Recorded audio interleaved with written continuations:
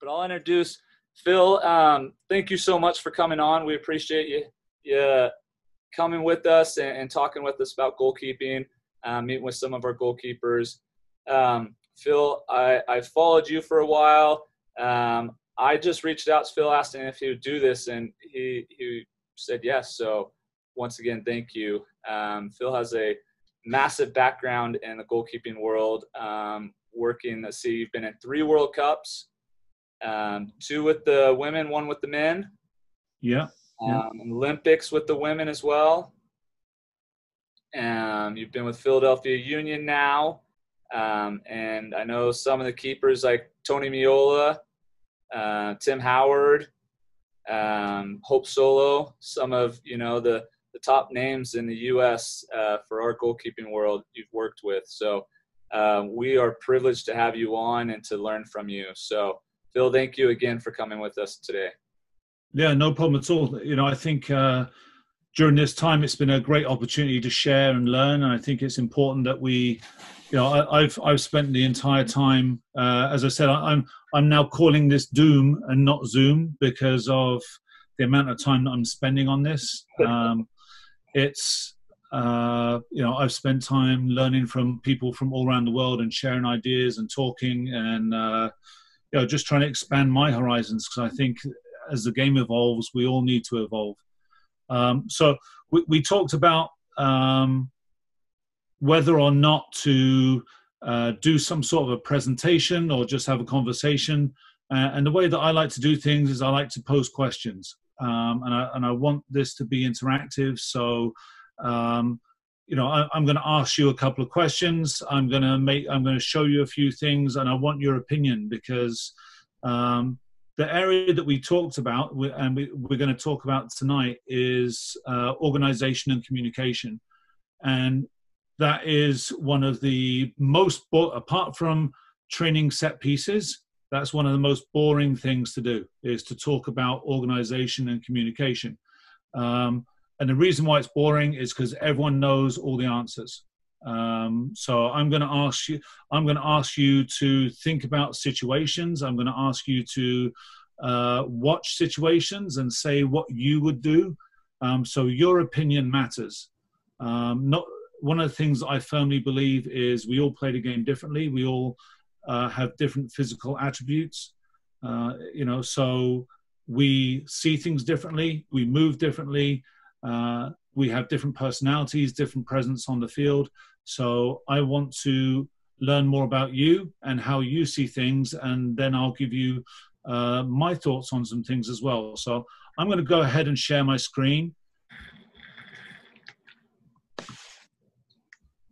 So I'm going to do, all right, so I've got this little gallery thing on the right-hand side of my screen so I can kind of see you.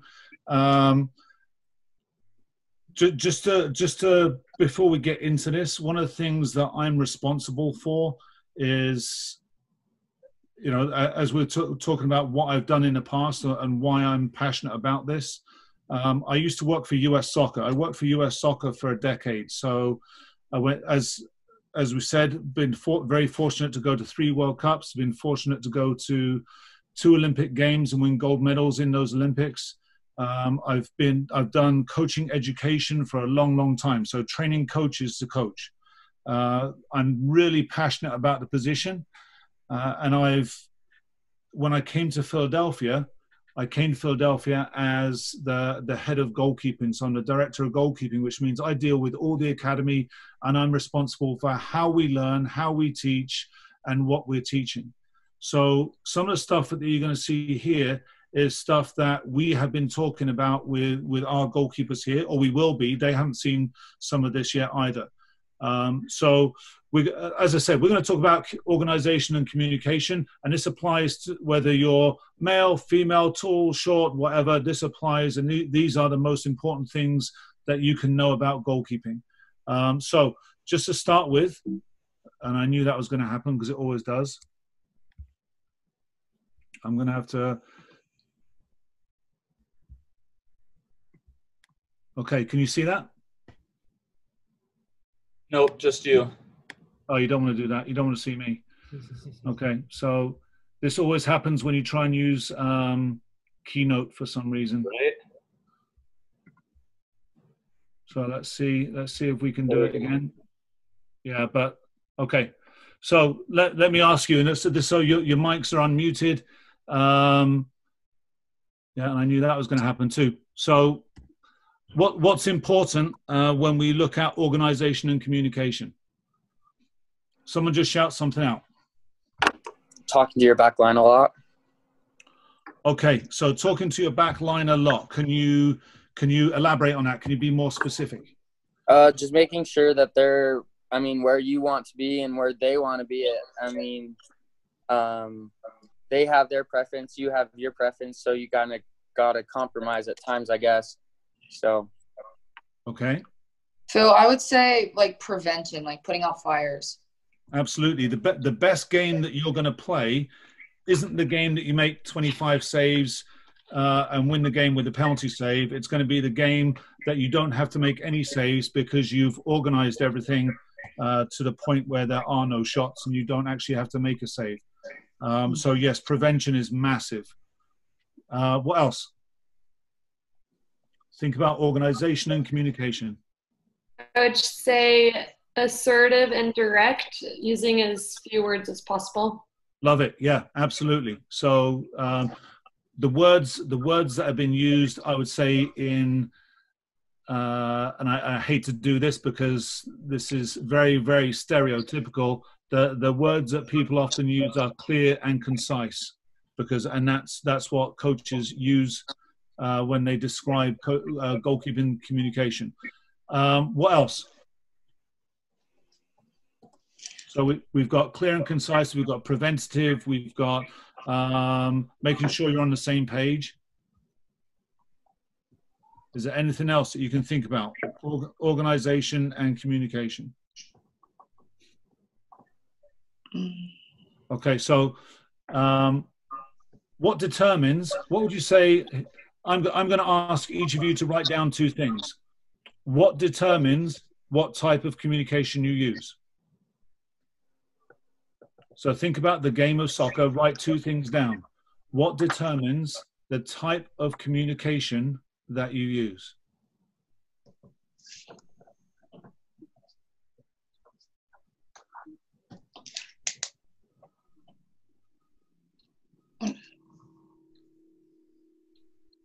So are you talking about like tonality? I'm talking, it could be. Could be a tone. What tells you what type of tone to use? There are different methods of communication and organization.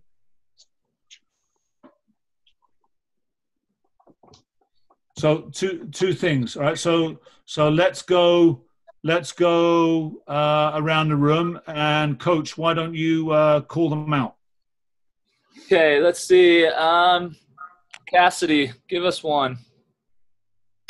I put urgency, just how urgent the communication needs to get out. Brigham. Like if you're coming out in 1v1, you need to like yell that you're going to get the ball, you know? Okay. Devin? I put positivity, like if your team is down, then you got to bring it back up. Okay. By talking to them. Tanner? I also wrote positivity and just make sure you're encouraging a lot. Good. Zach? I said if it's a more stressful game, you got to communicate a little bit more. Kai? So sorry, Zach, could we use game situation for that? So say you're down like 1-0 and your team is kind of struggling because they're kind of worried that you're going to lose it. And what I figured out as a keeper, if I talk to my team more, they seem to get more energy to want to keep going because the way I go, I organize everyone that I possibly can. That's what my coach wants me to do. Right. So sorry, go ahead. So if it's a very stressful situation, he wants me to talk to my front three more often. Okay. So what I'm going to say is I'm going to call that game situation. So you're saying that your communication would vary depending on the game situation. And that could be score, it could be time, it could be playoff, could be, anything. Is that okay? Yeah. Okay, cool. Cool. Kai, I put down gameplay. gameplay. Okay, and what do you mean by gameplay? Like what's happening like in the game. Love it. Yeah, absolutely. Carly, I put urgency and also game situation, like situational game, like timing, like whether it's early, late in the game. Tanner, I put depending on how your line is playing, whether you're playing a high line or where you're playing a deep line. Love that. Yeah. Tanner, would you say that's team tactics? Yeah, I think yes. Team tactics are like if my team is playing a very high line, I'm very like pushing them up, telling them to push up, get up, or if we're playing a low line, I'm telling them to drop back, sit in, just depending on like where the ball is necessarily, obviously, and things like that. Awesome. Yeah. Bree. Are you there, Bree? Bree's already gone to sleep. Let's go, Liberty. Uh-oh. Uh-oh. I just was thinking like urgency in the game. Yeah, perfect. Okay, excellent. So some great things to go with. Is that everyone? I think so. Did I miss anybody? Trying to scroll through here. Okay. So this is why this is so important, because the game means different things to different people. So that's awesome. So the first thing for me that I look at, all right, and you're going to see a lot of those things in what I have. And again, it's happened again. Look, because I stopped it. There you go. All right. So number one is who's in possession of the ball, because when you think about it, when your team has possession of the ball, everyone is like, yeah, step up, step up, step up. And we do a ton of talking when we have the ball. The most difficult thing to do sometimes for goalkeepers is to talk when the ball is coming back at you. So who's in possession of the ball is a massive component of how much we talk and our organization. So there are some teams around the world, and they use this term. Okay, I'm going to give you the term they use. It's called rest defense. And has anyone heard that term, rest defense? No?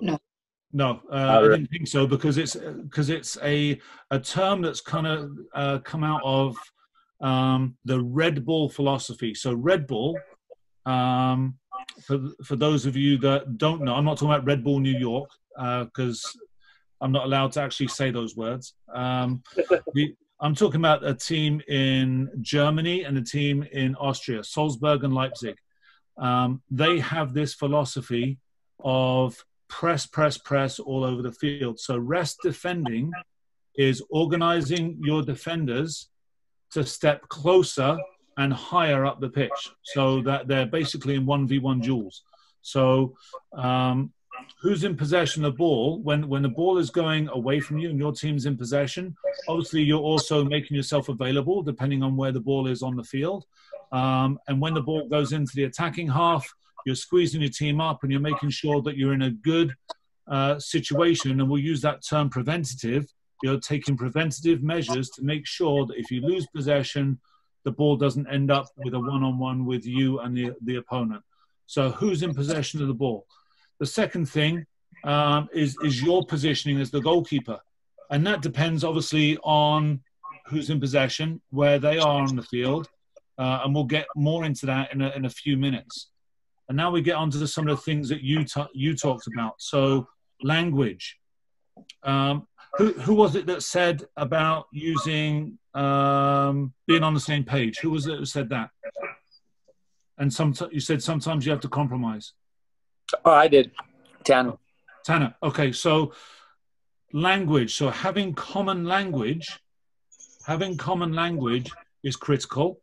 Yeah. And language that they understand. So I'll give you an example. One of my goalkeepers now, and I have no idea where it came from. I'm talking about a professional goalkeeper, one of the first team goalkeepers for the Philadelphia Union in training, is using the word strong, when the opponent is dribbling towards one of the defenders. And I had no idea what he meant by strong when someone's dribbling at a defender. And I asked the defenders if they knew, and they had no idea what he was talking about. So coming up with common language between you and the defenders so they know what you mean and you know what they mean. Communication also, an organization isn't always verbal either. It's pointing, it's using your hands and making people narrow or pushing people away when you're in possession or out of possession. So different types of communication, verbal and non-verbal. So again, someone talked about the timing, giving it at the right time, calling for the ball. So the timing of your communication, is it early enough to be preventative? Is it urgent enough? Is the timing urgent enough? Is the timing urgent enough to actually diffuse the situation? Do you give your players a chance to make some sort of adjustments? The volume is massive. So I'll give you a quick story. I was really fortunate to be the goalkeeper coach for this is before they were Red Bull, so I can say it, the New York, New Jersey Metro Stars. This is back in the early years of the MLS. The two goalkeepers on my team, or on our team, I shouldn't say mine, I was the goalkeeper coach. The two goalkeepers on the team were Tim Howard, who you might have heard of, and a guy called Mike Arman, who very few have heard of, but he was an MLS All-Star. So in Tim Howard's early days, he would get up and he would use every colorful word you can think of that's not in the dictionary, and he would berate his teammates. He would yell and scream, and he didn't have a change in volume. It was either high, yell, scream, and lose your mind, or nothing. So what do you think happened with the defenders? I mean, I would think they would get down on themselves if he was just screaming at them all the time. Yeah. And if someone screams at you, so sometimes if you're a good-natured person, I'd like to think that I'm a good-natured person. If someone screams at me once, okay, I can deal with that. If they keep screaming at me, eventually you're going to have some sort of a response. So knowing when and how to encourage, be positive, and use different tones. So, and a number of you talked about that. So, for example, and I'll show you some examples in a minute on video.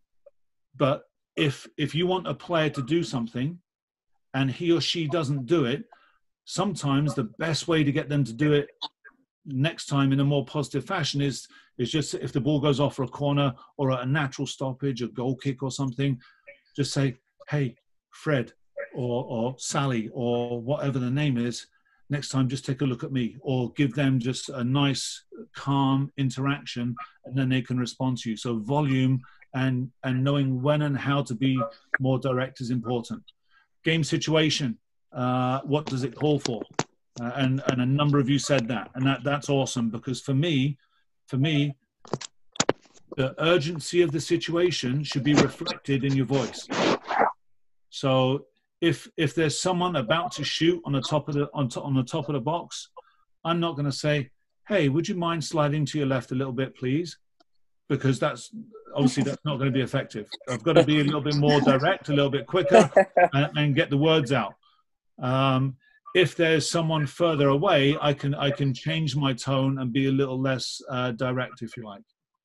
So experience is also critical.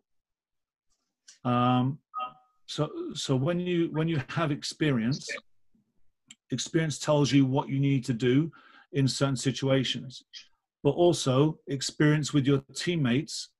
You will know how and this is really, really important, you've got to know how each of your teammates responds. How do you get the most out of every teammate? I know that there are players on our team that if our goalkeeper is Andre Blake, so he's a very, very good goalkeeper. He does a very good job of knowing who he needs to bark at and who he needs to put his arm around and carry them around and help them and lift them up. So knowing how your players respond is essential. And that's the key. That's the key to good leadership. And goalkeepers, through organization and communication, we are natural leaders. And that's why if you ask a lot of goalkeeper coaches what they look for in goalkeepers, a lot of them will say, I want someone who's got a presence. And a presence is physical. Either you've got a big frame and you take up a lot of space like me, or you have a vocal presence and you're good at organizing. One of the biggest compliments I ever got as a player was when I was 15 years old. I was fortunate enough to play for I grew up in England, and I played for a semi-pro team. And at 15 years old, I played for the senior team. And someone behind the goal, I remember this vividly. And he said, "Hey, keeper, I wish you'd shut up." And I was thinking, after the game, I thought about it. I was like, well, he was saying that, he wanted me to be quiet because I was organizing. Now, obviously, at that age, sometimes there's a tendency to organize too much, but knowing when and how with experience is critical. Right. So here comes the fun part. All right. These videos, hopefully the buffering is okay. But if it's not, I have these videos on loop. All right. So you're going to see one situation at a time, and I'd like you to watch, and I'll let it play twice, and then we'll talk about it. So what do you see, and what would you say? The goalkeeper, so this is obviously, it says there, Liverpool versus Southampton. The Liverpool goalkeeper is known for being pretty good, like maybe the best in the world, we don't know. So he's not bad, but take a look. Take a look. Let me know what you see.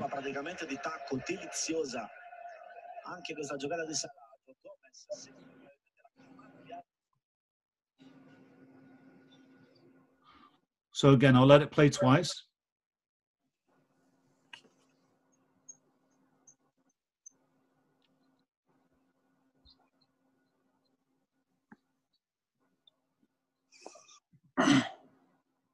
Okay, so as goalkeepers, you don't get to see situations twice. All right, so we get to see situations once, and we have to make decisions.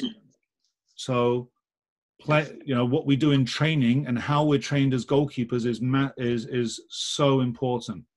So we've got to be able to make decisions in training. We've got to train our mind. So I'm asking you now, I'll play it one more time. I'm asking you now to train your eyes and to train your mind and focus not just on the goalkeeper. It's not just about the goalkeeper. So look at where the ball comes from, look where the defenders are, and try and pay attention. Okay, one more time.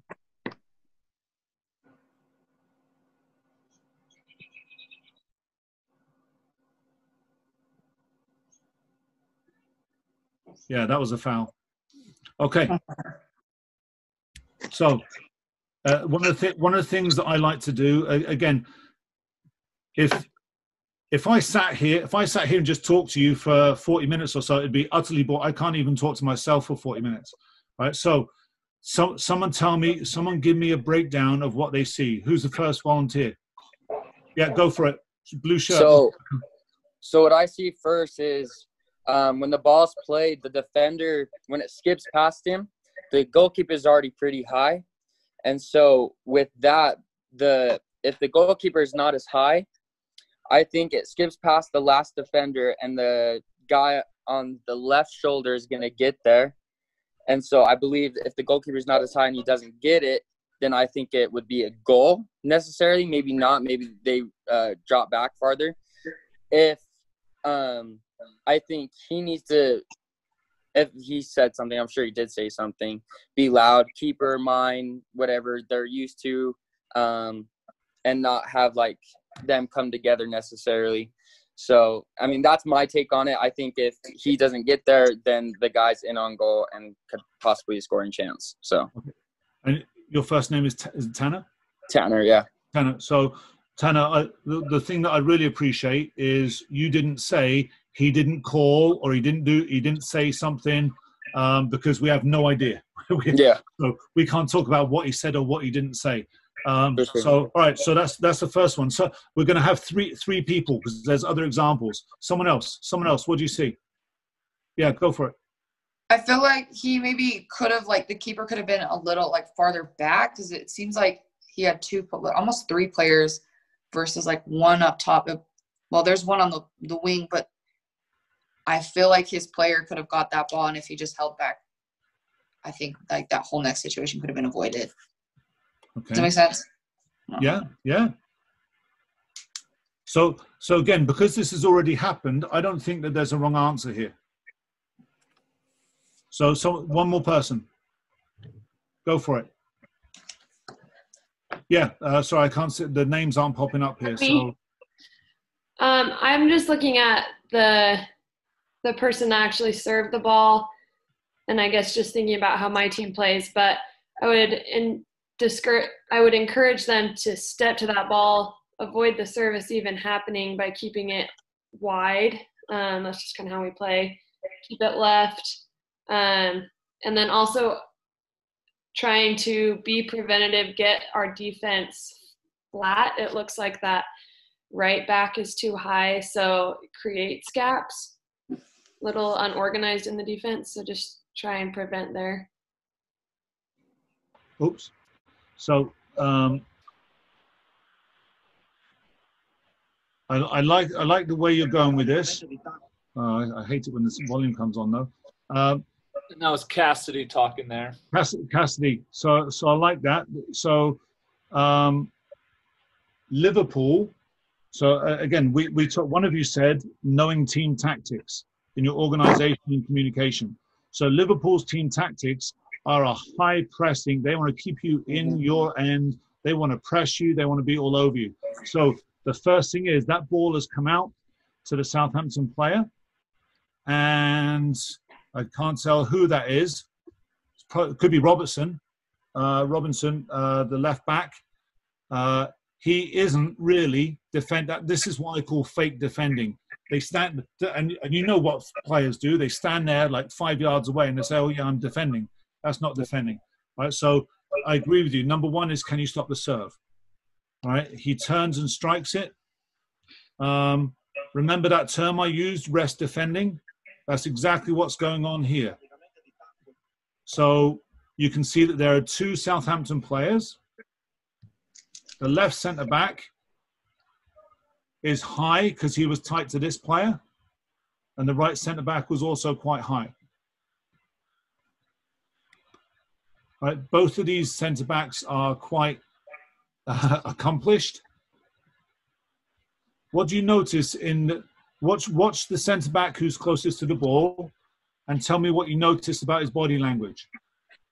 He's not facing open. He's really closed off.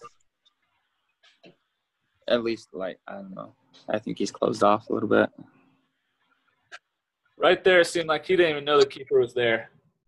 Yeah. Right. Now, this is one of those situations that if the defender touches the ball, it's a goal. Like the goalkeeper, either the goalkeeper has to use his hands or it's a goal. So Alisson is known, like Edison, for playing a very high starting position. And if your team plays very high and they press very high, as a goalkeeper, your positioning on the field is quite high as well because you've got to play the space in behind. So he's quite high. I don't know that do you know how wide these lines of grass are? No idea. Anyone? No. All right, 6 yards. All right, so there's 6 yards. So this player, the Southampton player, is almost 6 yards behind. Now, obviously, that's getting closer. So the question is, and going back, one of you said the goalkeeper's quite high. Pardon? That was me. Sorry. Yeah. So one potential is for the goalkeeper to stay deep and have the ball headed back to him, which I would probably prefer in this situation as well. When you see the defender pull back, you know that he hasn't seen the goalkeeper because he's looking at the ball. He must hear something, and he stops. And then obviously Alisson gets away with it.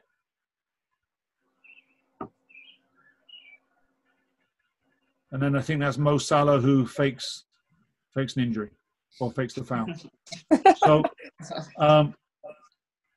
So again, it's not an easy situation, but these situations happen more and more, especially if your team tries to deny service and they step up into the opponent's half and they're tight to players. These things happen more and more. So here's the next one. All right, so this is Phil. You're going to love this one. This is before I got here, by the way. That's a disclaimer. That's a disclaimer. I wasn't with the club when this happened. Here we go. Played ahead. Communication. Off target. The net is empty. First of all, the forward should be taken off the field. How'd you miss that? Come on. One more time. Take a look.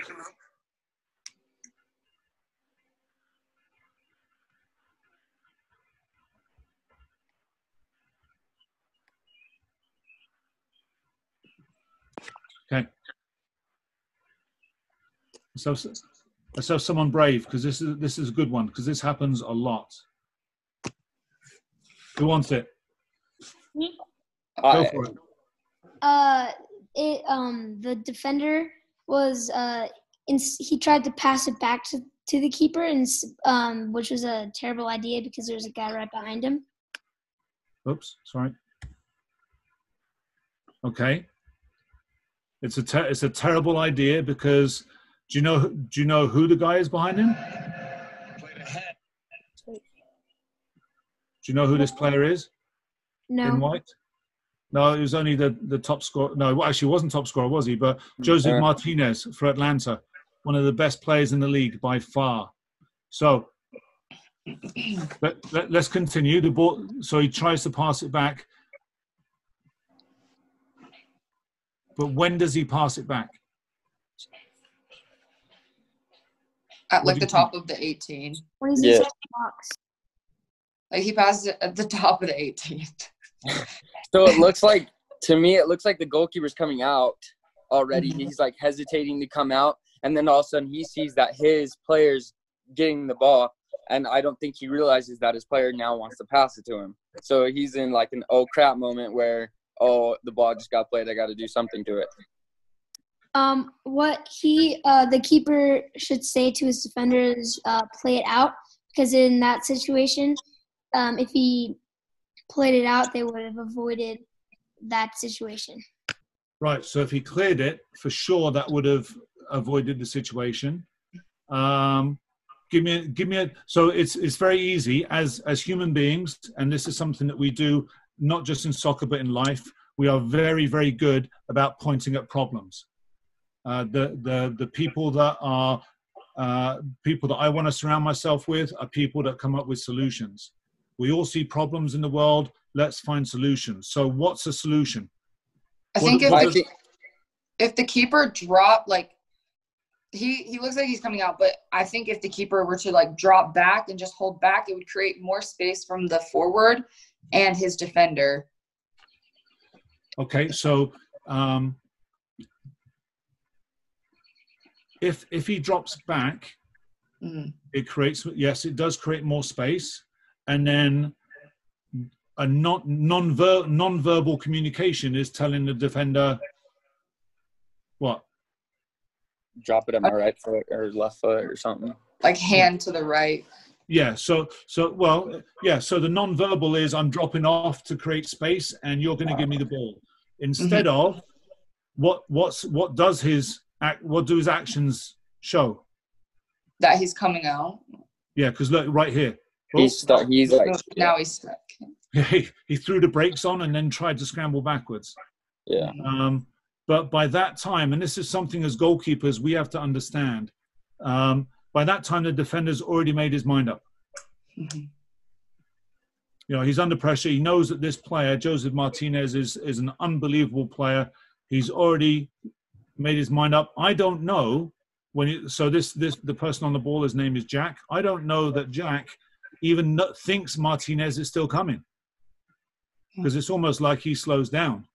I don't think he ever checked behind him either. I mean, you can't really see it, so you can't really say anything. But right. I think another thing is the goalkeeper does already look like he's coming out, and I think the ball's close enough to where the defender might be able to let it run, maybe shove the ball off, and the goalkeeper can come and collect it. Maybe. Yeah. Does anyone else have any thoughts on this? I think he could say player behind you, or clear it, or like leave it so he can kick it, stuff like that. Right. So again, I'm going back to what you said, the timing of the information that you give, the urgency of the situation, and this is where one of the reasons why I put in the list that I had, positioning of the goalkeeper. Are you close? Do you drop off? And what is your body language? And body language is massive. As people, you know if someone in your family, you know if they're happy or sad or frustrated or mad. Okay, so body language is massive. The body language of the goalkeeper says, I'm coming. You're playing in a crowded stadium. And I will tell you that this was played in Philadelphia, and the surface at Philadelphia for this game was really bad, because I saw the game. So he's waiting, body language, and then look at their interaction afterwards.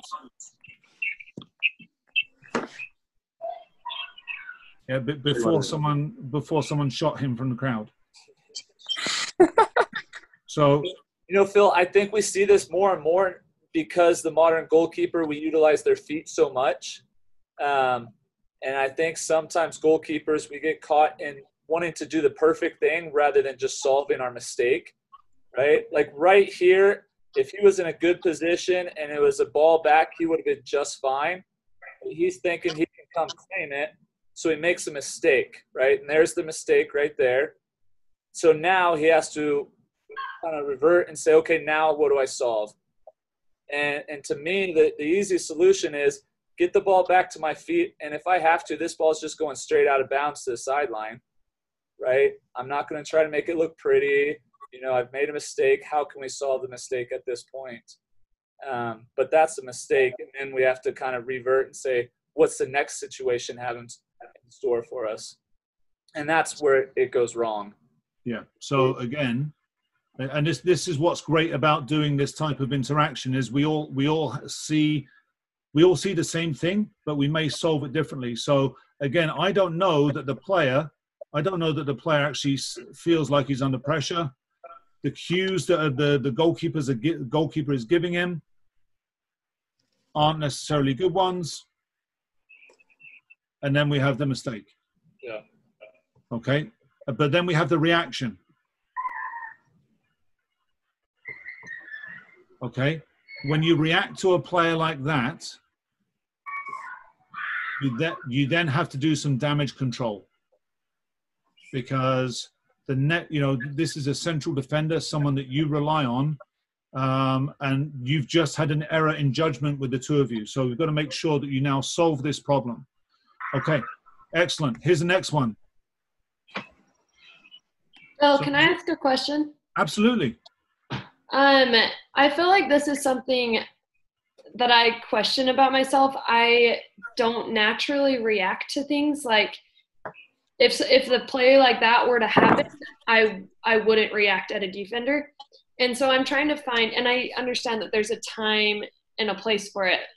What is your recommendation of when should you learn to react and correct, and when should you stay quiet? feel like that's a tricky balance for me. You mean so the play's over? Yeah. Do you turn and yell at the person, or do you? Is that what you saying? Is that what you mean? Yeah. And Okay, like judging, I think it's going to be different for every player, you know. But absolutely. So, my response in that situation, I would rather have the goalkeeper say, "Hey, Jack, next time just play me," and in a really calm calm voice. You doesn't have to be confrontational, and too many coaches and too many players make it confrontational. And then it's much easier to have a conversation. It ends up being a goal kick, which is a natural stoppage, which is an ideal time to have that interaction, instead of having your centre back walk off in a foul mood and the goalkeeper being frustrated. Solve it there and then. Hey, next time just touch it back to me, or my mistake. I don't know that there's a real reason and time for the goalkeeper to lose their mind. It all depends on your emotional control, and everyone is different. I know this goalkeeper, Andre, sometimes when he's under pressure, he has as a human being, when you're under pressure, you typically have less emotional control. When someone makes a mistake in front of you and it makes you look bad, you have a defensive reaction, and people respond to that differently. My preferred method would be to have a calm interaction. Hey, next time just let back. And I think as we go through this, Cassidy, right? Yeah. Yeah. So as we go through this, Cassidy, we'll talk about this more and more and how you solve these problems. Okay. So here is the next one. Forward by Wicks, not the worst ball.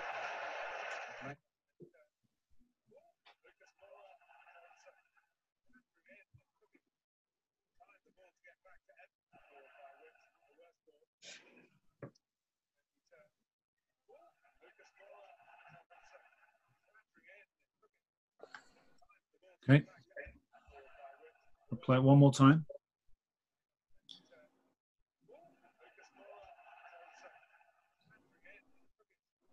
It has nothing to do with his neck tattoos whatsoever.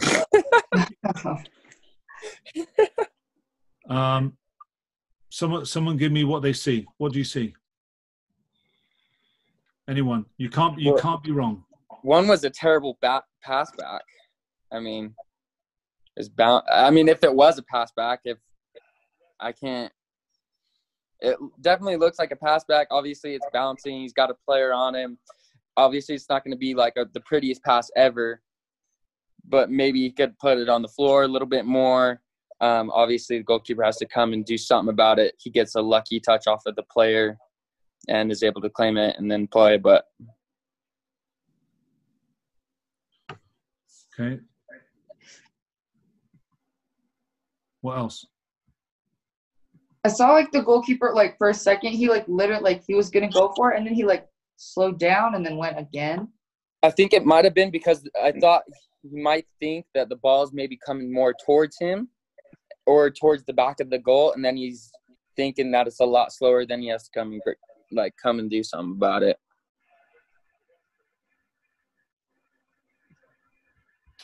Okay. Is there anything else? Go ahead. Yeah, please. I honestly feel like he made a pretty good decision. That ball curved. Yeah. It's not ideal, but I do respect his decision because it looks like it's going, and he has to come because that player, if that forward, if he gets it, I think that would be a goal. So let me ask you this, because again, organization and communication. All right. Mm-hmm. So the ball is bouncing. He plays the ball with his left foot. No, that's Kyle Walker, and he's left-footed, isn't he? I don't know. Is that Kyle Walker? I think he usually plays right back for City, so I was just. Forward by Wicks, not the worst ball. Made Otamendi turn. Otamendi. Gotcha. Otamendi. So the question that I'd like to ask you is, with this type of arrangement with your back four or back two, where would you be to receive this back pass and why? Probably to the right side because it's away from the goal. You're more straight on not necessarily maybe square, unless you want to be back to the left of the goal of the 18, if that makes sense. Okay. Anyone else? That would be mine. I would say the same thing. So on this side of the goal, where he is. I feel Or like maybe- that would be ideal, but I feel like will be super hard to get it there because the forward is on that side of him. I feel like naturally I would gravitate to the middle of the top of the circle, or not quite to the top, but maybe PK spot. Okay, so the ball, and again, so this is the highest level. It's a bouncing ball, and I don't know who it might be Son, the Spurs player. I can't see the number. If the Spurs player was to hit this bouncing ball, you'd have to be concerned about the space behind you. I mean, if you remember, Carly Lloyd in the World Cup and all these players around the world that can strike a ball from distance, it's a bouncing ball. You have to be concerned about that distance. If he does play it to the right-hand side, where Edison kind of is, Mm-hmm. Think about the way that the game is played now. Think about, we touch the ball 7 more times with our feet than we do with our hands. We are definitely soccer players first who have the luxury of using our hands. So if he's on the right-hand side of the goal area, we know that he is a great distributor of a ball, as I'm sure many of you are.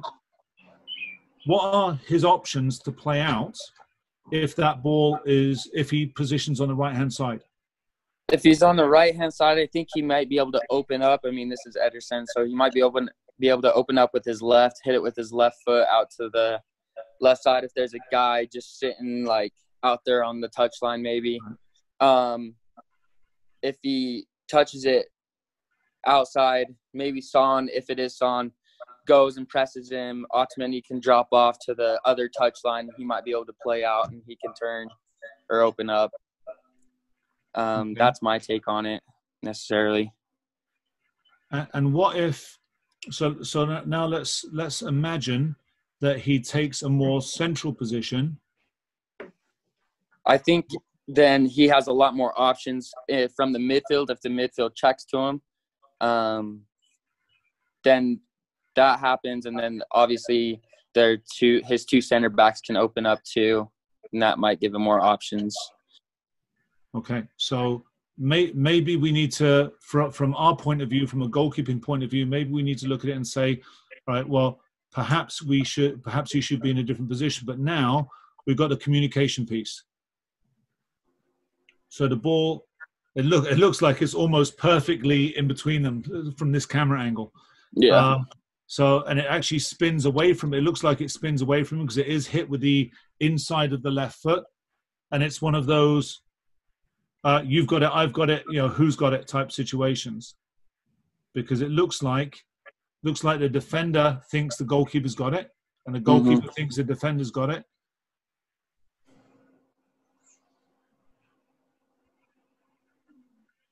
If that's the case, then I think they need more communication with each other. Okay.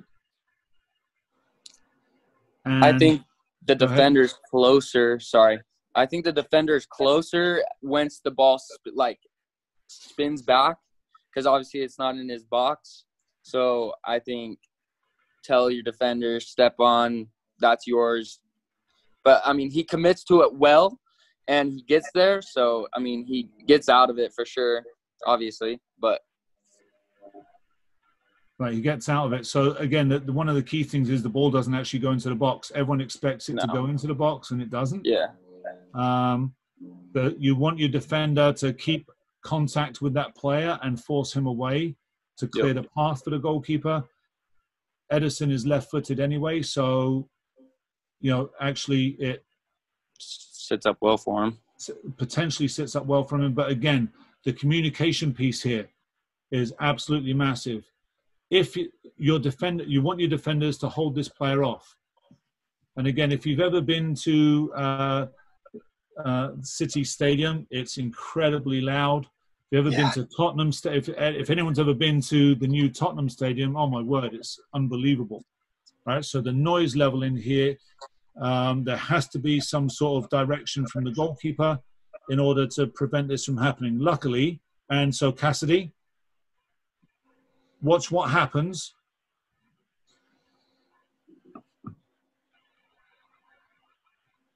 There's no yelling and screaming. And if you were to watch this whole game, you'd see that Edison actually finds a time to talk to the defender afterwards, or like when there's a break, and they have that verbal exchange. So finding the right moment to cover your tracks, if you like, and make sure that you and your defenders are back on the same page again is absolutely critical. So Cassidy, I will tell you this, in my experience in the women's game, and I was fortunate enough to work with the women's national team for many years, the best part of a decade. And then I was a college head coach on the women's side for 10 years as well. So what happens, Cassidy, if you absolutely berate one of your friends? Does she let it go, or does she hold on to it? She's going to hold on to it. Okay. All right. And that's the emotional control. Some people don't have the capacity necessarily to let something go and understand that it's in the heat of the game and move through it. So you also have to be very tactful about what you say and when you say it. Okay, because you do not want to lose the trust and the camaraderie with your players, because chemistry is massively important. Yeah. Okay. So why is positioning important based upon what you've seen? Why is positioning important for organization and communication? What do you think?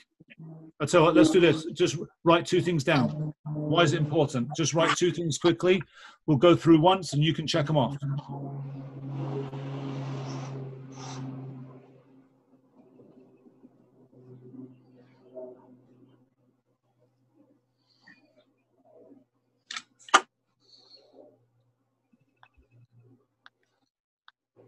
Phil, do you want them to say what they have? Yeah, Coach, why don't you just cold call them? Why don't you call one at a time? Yep, we'll just start. Zach, what do you got?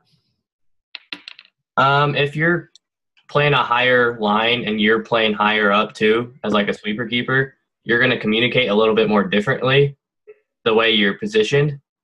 Okay. So if you're higher up, you're going to communicate a little bit more different than you are back on your line. Okay. And when you sorry, Zach, when you say communicate differently, what do you mean? Determining if you like call for the ball or not to open up space. Okay. Go ahead, Coach. Kai.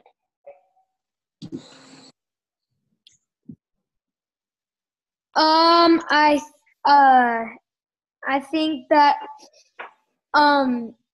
I am more of a high position keeper. I play at the top of the box, and I collect through balls that they try to do. And I would ask my players to watch the through balls.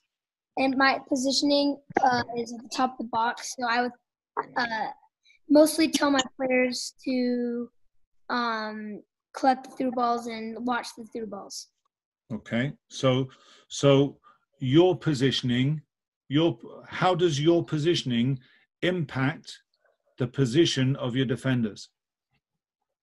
Because you play high, your defenders then do what? Do they drop off, or do they play a little bit higher? They play a little higher. my defense. I always have to tell my defense to go up high. I have to tell my defense to go up higher, like push up, Okay. stuff like that. Yeah. Okay. Carly? I said it tells players like where to play ball, like what to do, basically like how they should act.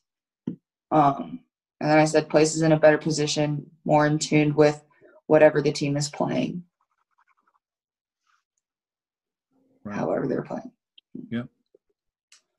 Brigham? I thought like your positioning like on and off the ball and like helps it because you don't have to communicate as much and like helps them know like if you're asking for a ball back, like where you want the ball and like what position you're in, helps. Okay. Devin? I just put like the communication that you do will be based off your positioning in the game, whether it's higher or lower, and so you just gotta like adapt to where your positioning is at to make the right calls. Okay. Tanner? First and foremost, I mean, your positioning sets you up to make a play on the ball, whether it's your team having the ball. So if you're having possession with your back line, your positioning tells you if they can pass it back to you or not. And then it also tells if the other team has the ball, your positioning sets you up to make a play. If it is a through ball or if it is like a ball down the line, then you can like shuffle down or like do whatever you do. And then I also said it puts you it puts you in a better position with your line. So if your line is playing high, then you got to play high as well. I think you can't be so deep because then there's that big huge gap, and then people or the other team's going to exploit that and just say, oh, we can go over the top. Keeper's playing low, defense playing high. There's that big gap. So right, depending on where your line is, I think that's where you should. Okay. Liberty? Awesome.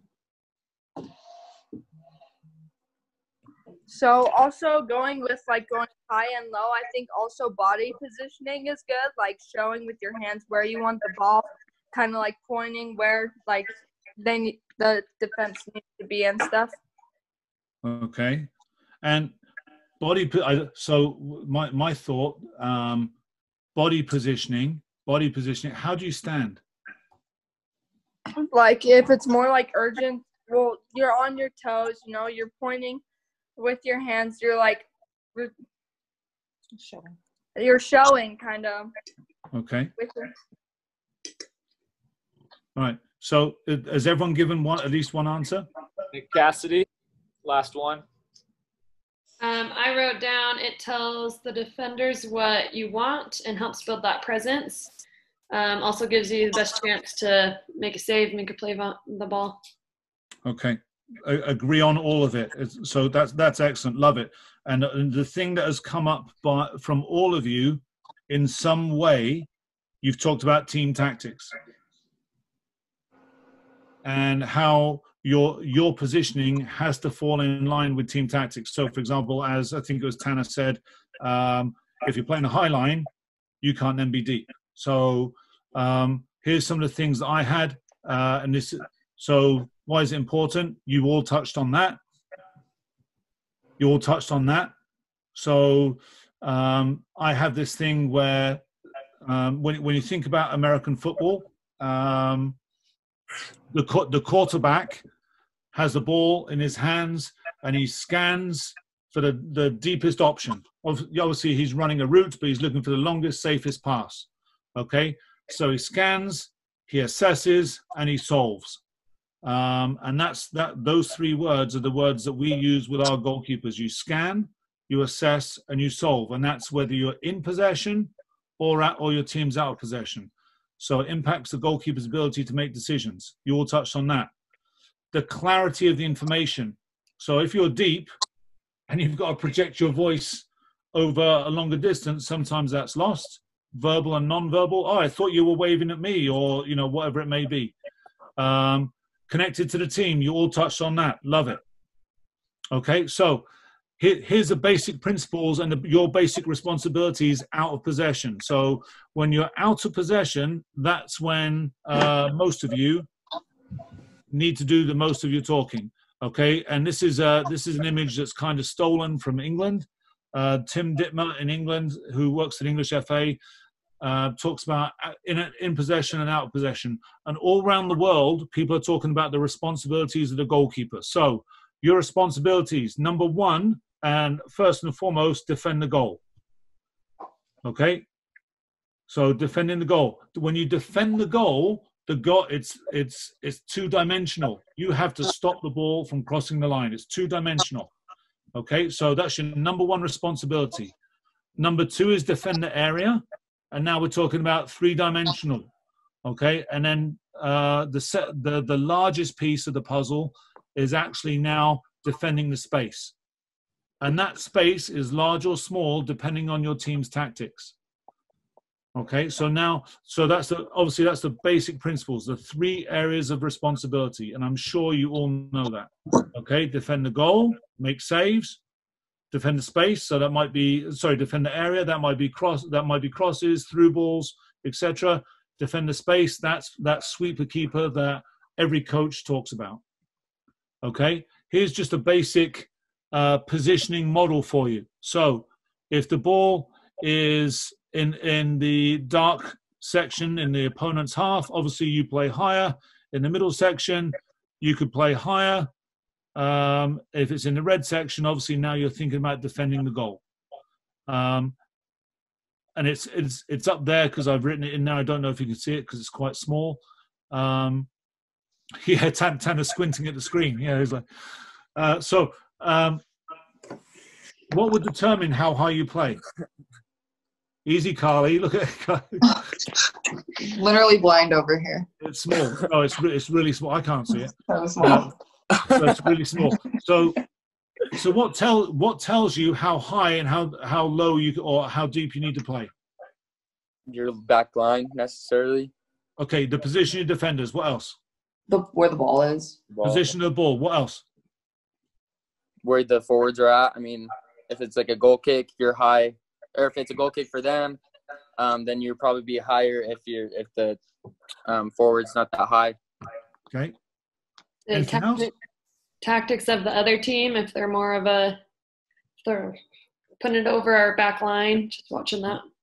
Yeah, if they're a direct team, yeah. There's one other thing that I'm thinking of, and I'm sure coach is thinking the same thing.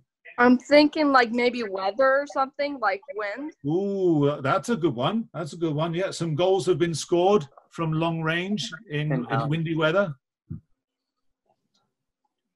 Okay, what about you? What about you? Depends on how quick you are backtracking.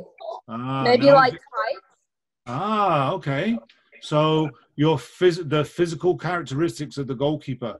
If you're 6'6" and you have any type of footwork, maybe you could play a little bit higher, right? Because you can cover the space behind you a little bit more. If you're not so tall, and this is obviously when the ball is closer to you, if you're not so tall, maybe you drop off a little bit.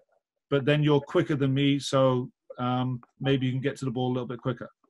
Okay, here's another one, and again, this is to help with organization and communication. So this is something that I saw in Germany, and it's a principle that they looked at in Germany, and they talked about the role of the goalkeeper in your positioning. And I had a really interesting discussion with a goalkeeper coach from Germany 2 days ago, and we talked about this as far as your roles and responsibilities. So he was saying that in Germany, the goalkeepers don't dive in zone 1. It's a no diving zone. They stand because of their body shape can make saves for them. In zone 2, they probably need to dive to cover their near post and the far post. Zone 3 is where most goals are scored. In America, if you drew a line from the 6-yard box to the 18-yard box on both sides, that's called the red zone. That's where most goals are scored. Okay, so your organization and where you put your defenders should highlight and minimize opportunities in the red zone. So in that shaded area, and I would also take that shaded area and take it all the way across to the 6-yard box. So having said that, Carly, having said that we want to minimize chances in the red zone, how do you organize your back four? What do you want from your back four in particular? Say the ball, as we look at the goal here, the ball is on the right-hand side. As we're looking at the goal, it's on the right-hand side of the 18-yard box. Your left back is confronting the ball. What are you doing with your other 3 defenders? Putting them in that zone. For zone 3 on the right side when I'm looking at it. So the ball, so the ball, the ball is on the right side of the goal area. So just outside the post, it's outside the area. Your left back has stepped to the ball. What are your 3 other defenders doing? Don't worry about the diagram.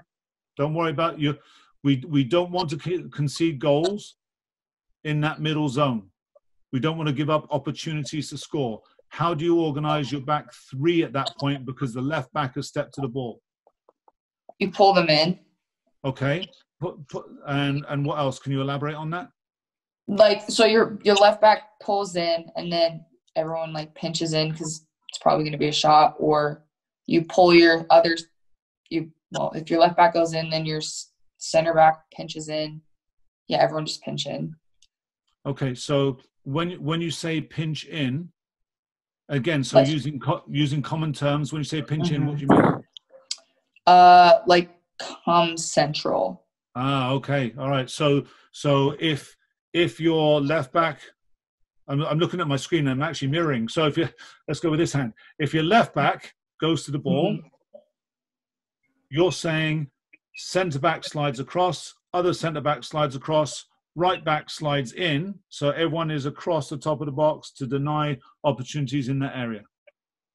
Well, no, because then that would leave players out wide, which might not be smart considering. Okay, so someone else tell me, what type of distance do you want in between defenders? Like at the top of the box. Like top of the box.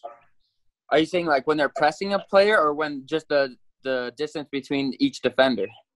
Your left back has stepped to the ball because the player is just outside the box. Okay. Or let's say 10 yards outside the box. So the left back has stepped to the ball. Your 2 centre backs have slid across. What's the distance between the centre backs? Probably around like 4 or 5 yards, maybe 3 or 4 yards. So to talk about what Carly said, we have to be aware of what is and what's not necessarily what could be. So we would probably slide, I would say 5 to 6 yards in between would be ideal.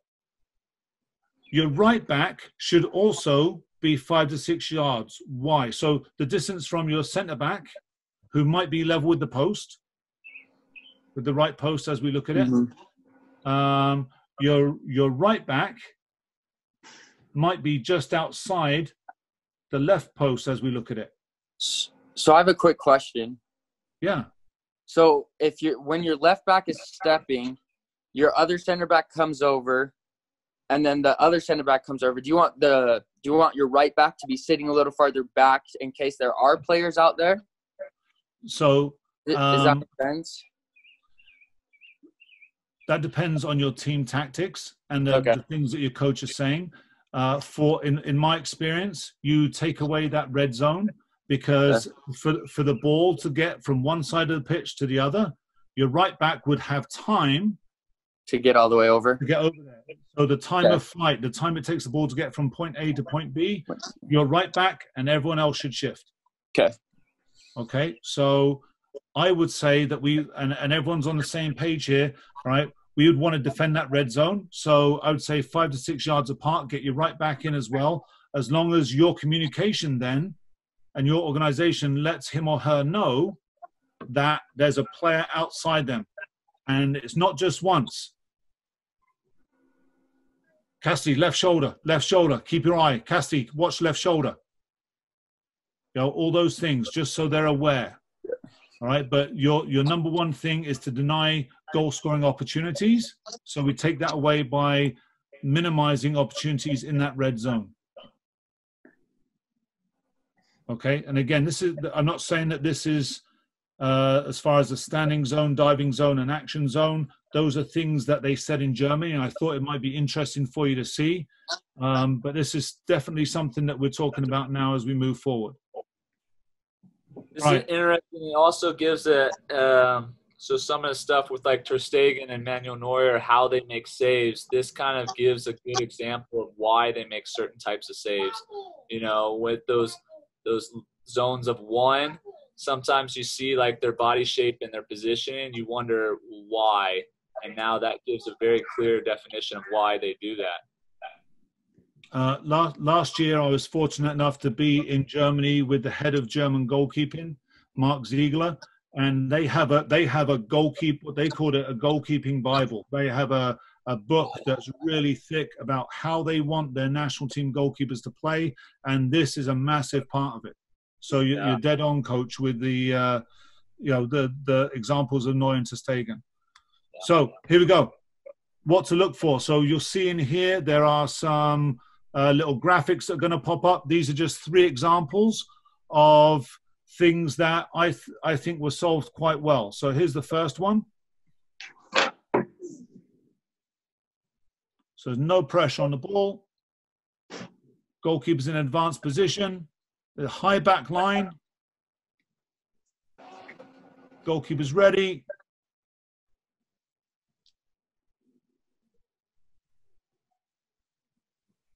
And he can make the play. Okay, so again, there's no pressure on the ball. No pressure on the ball is a clear indicator that they can play a long pass. And if you play a high line, you must be advanced, as many of you have said, which is awesome. Okay, I'm not saying you have to make diving headers, but certainly helps. Here's another one.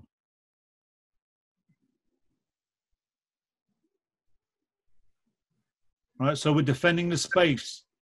No pressure on the ball. High back line. Goalkeeper needs to play the space.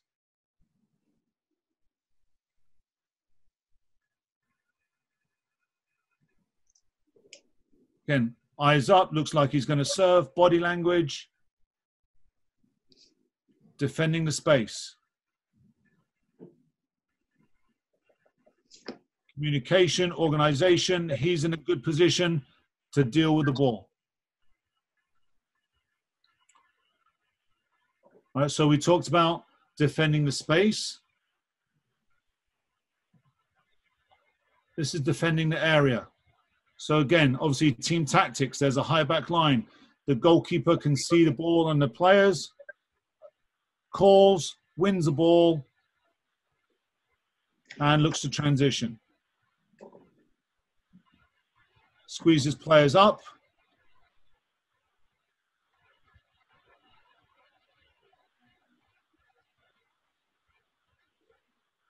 Okay. And again, obviously our job now is immediately when you get the ball, can we play quickly and get out? So he's in a position, he's organized, high back line, he squeezed them up, gives him space to come for the ball. Obviously there's some sort of communication in there as far as a call, and he wins the ball. Okay, so just to summarize, so I don't put you to sleep, just to summarize, right? So I can't stress enough that as a goalkeeper, you must know what the team tactics are and the team principles are. If you play 3 at the back, that impacts your role as a goalkeeper and how you're going to organize and communicate through the team. So knowing your role, all right? Making sure that when you vocalize, it's clear and concise, and we talked about that. The urgency, and you all talked about that earlier on, the urgency of the situation is reflected in your voice. Using common language, and again, we talked about that right off the bat, using common language that your players and yourself and the coaching staff understands. And positionally be ready. So I asked you how you would stand when you're out of possession and the ball is further away from you. Some of us take a mental break one of the key terms a lot of coaches use now is being on the front foot. And I always wondered what that was.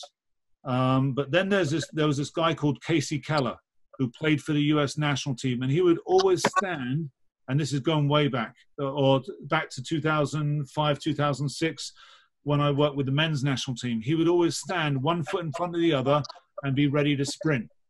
And I always thought at the time, he could take a mental break right now and he could just relax because the ball's down the other end of the field. But it was at the time, it was unusual, but now it's something you must do all the time because of the technical ability of players to serve long balls over the top. So again, many of you talked about playing higher off your line because your back line is playing higher.